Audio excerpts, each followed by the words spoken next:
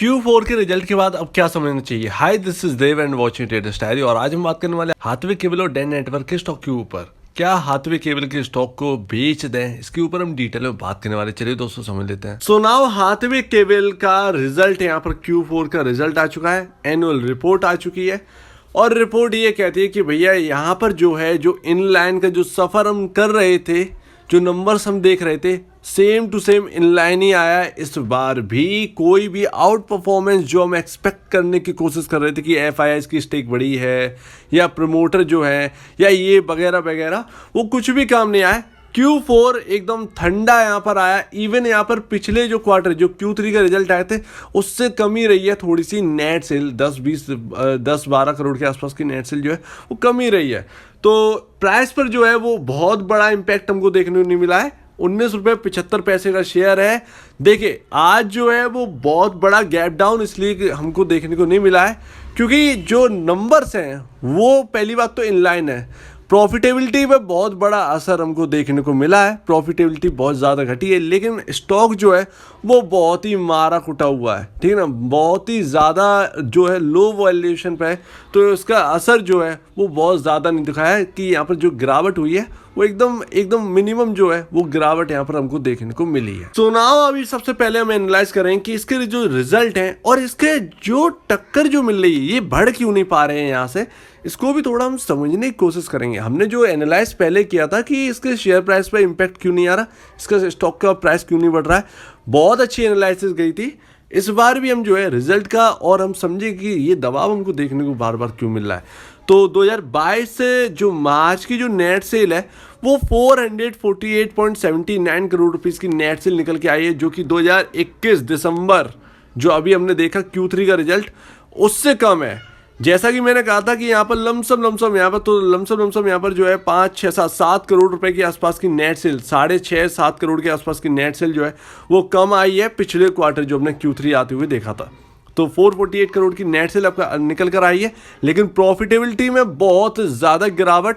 एक अच्छी बात यह है कि हाथवे केबल जो है वो यहाँ पर कर्ज मुक्त हो गई है, डेप्ट फ्री हो गई है, बिल्कुल नो डेप्ट वाली कंपनी अब घोषित कर दी गई है।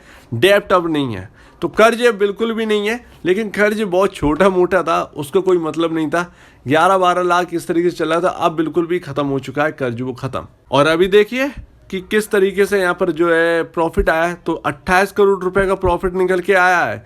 और पिछले क्वार्टर 2021 दिसंबर यानी कि Q3 में था 33.93 करोड़ रुपए का प्रॉफिट, जो कि अब घटकर 28.35 रह गया है। अगर हम पिछले साल के 2021 मार्च से अगर हम कंपेयर करेंगे तो इतना बड़ा घाटा हमको देखने को मिला है। घाटा क्या, इतनी कटौती यहाँ पर जो प्रॉफिट में आती हुई दिखी है। 72 करोड़ रुपीस का प्रॉफिट था 2021 मार्च में, जो कि 2022 मार्च में 28.35 करोड़ रुपए की प्रॉफिटेबिलिटी रह गई है, जो कि अपने आप में एक चिंता की बात है। तो यहाँ पर एक जो चीज़ हम जो समझ रहे थे कि एफआईआई ने स्टेक बढ़ाई है, वो भले ही आगे के लिए ठीक हो, लेकिन करंट सिचुएशन बहुत ही ज़्यादा वीकन हो चुकी है। यहाँ पर अब कुछ नहीं कहा जा सकता इस स्टॉक का। यहाँ पर जो है अब जो अगर आप कहें कि परफॉर्मेंस जो है परफॉर्म करके दिखाए, नहीं लगता है कि परफॉर्म करके दिखाएगा ये। तो अभी देखिए अब हम समझने वाले हैं कि ये प्रॉफिटेबिलिटी और जो नेट सेल पे आउट परफॉर्मेंस क्यों नहीं कर रहा है, ये जरूर आगे हम समझेंगे। लेकिन अब चार्ट पर अपनी बात को यहाँ पर ख़त्म करते हैं और उसके बाद समझकर अपनी जो वीडियो है उसे ख़त्म करते हैं। तो देखिए सबसे पहली बात तो 17.25 रुपये इस स्टॉक में आप मान लीजिए लक्ष्मण रेखा है, ठीक है ना।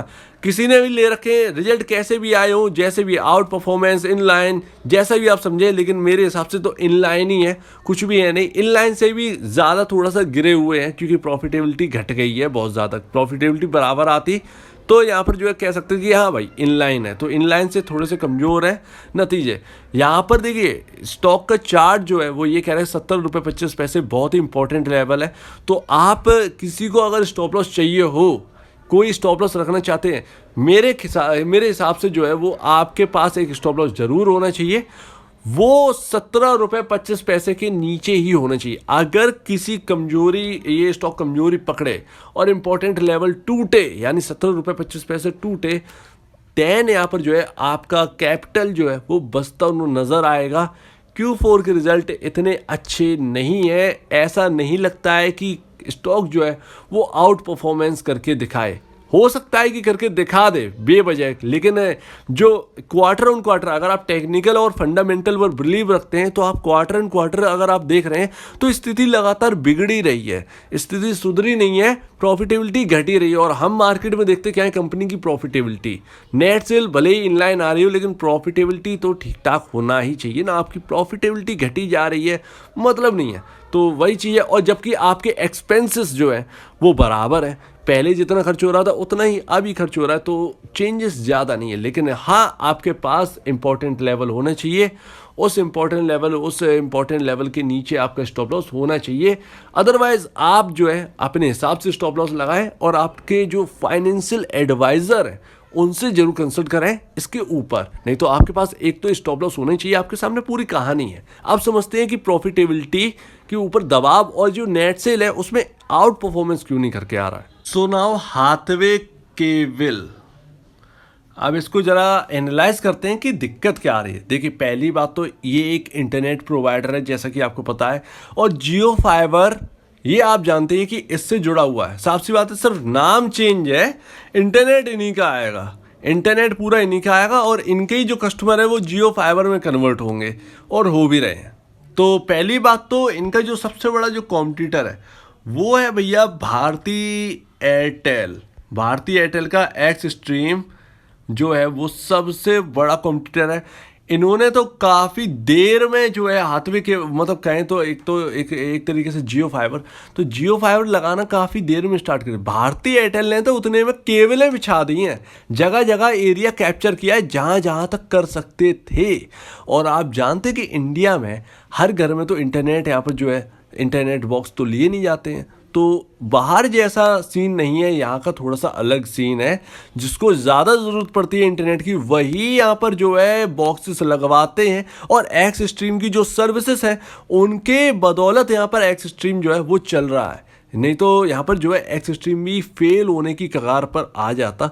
लेकिन अब हम समझते हैं कि प्रॉब्लम क्या है। देखिए, पहली बात तो इंटरनेट जो प्रोवाइडर हैं वो अब लोकल वाले भी जो है वो हाई हो चुके हैं, तो लेकिन इसका मतलब ये नहीं है कि इसकी वजह से हाथवे केबल पर जो है वो काफ़ी ज़्यादा दबाव आ रहा है। Hathway cable one of the best internet provider है इंडिया के अंदर।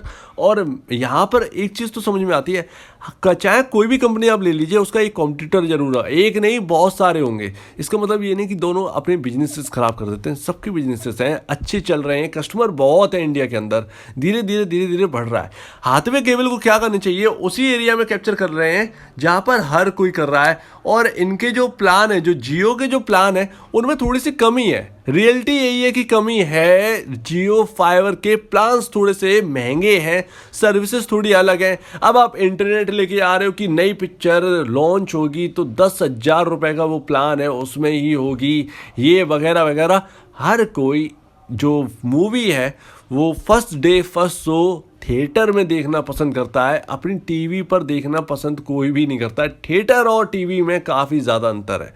चाहे आप आंखों पे लगाने वाला गैजेट क्यों ना ले आए, उतना वजनदार जो गैजेट है वो लाद कर कोई नहीं घूमेगा, साफ सी बात यही है। तो सबको मज़ा चाहिए थिएटर का, तो उससे कोई ज़्यादा प्लान बनता नहीं है। हाथवे केबल को ना एक चीज़ यहाँ पर जो भूल रहे हैं, रूरल में कैप्चर जरूर करना चाहिए। रूरल में बहुत कमी है, कहीं इंटरनेट आता है एयरटेल का तो कहीं आता है वोडाफोन का, कहीं आता है जियो का, उसके अलावा तो कुछ आते ही नहीं है। तो जो जहाँ पर एयरटेल आ रहे हैं वहाँ पर जियो वाला चलाएगा, वो तो उससे तो प्रॉब्लम होगी, साफ सी बात हो। जहाँ जियो आ रहा है वहाँ एयरटेल वाला चला जाएगा तो एयरटेल वालों को दिक्कत होगी। तो वही चीज़ है कि रूरल एरिया जो है वो बहुत ज़्यादा कमी है, वहाँ पर इंटरनेट की बहुत कमी है, स्पीड के नाम पर एकदम दबा है। वहाँ पर अगर ये फोकस करें तो इनका दबदबा बढ़ेगा और ये नंबर 1 कंपनी भी बनने की क्षमता रखते हैं, सबसे ज़्यादा मार्केट शेयर वाली कंपनी बन के आ सकती है। पता नहीं इनका मैनेजमेंट रूरल एरिया पर क्यों नहीं फोकस कर रहा है। रूरल एरिया एरिया में बहुत बड़ी अपॉर्चुनिटी है।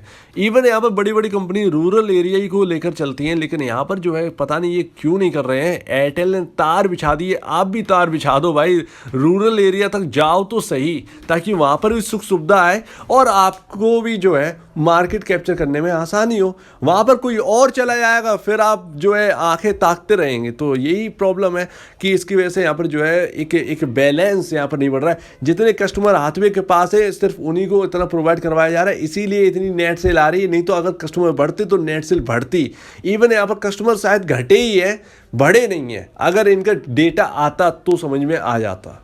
तो यही कुछ प्रॉब्लम्स है कि कस्टमर नहीं बढ़ा पा रहे हैं, कस्टमर उतनी ही है, इसीलिए नेट सेल इतनी आ रही है बस। तो लेट्स सी, देखते हैं कि आगे क्या होता है। लेकिन अभी तो बस इतनी समझ में आ रहा है कि मार्जिन जो है उस पर दबाव है। एयरटेल एक्सिस स्ट्रीम के आने से काफ़ी ज़्यादा दिक्कतें हो रही हैं।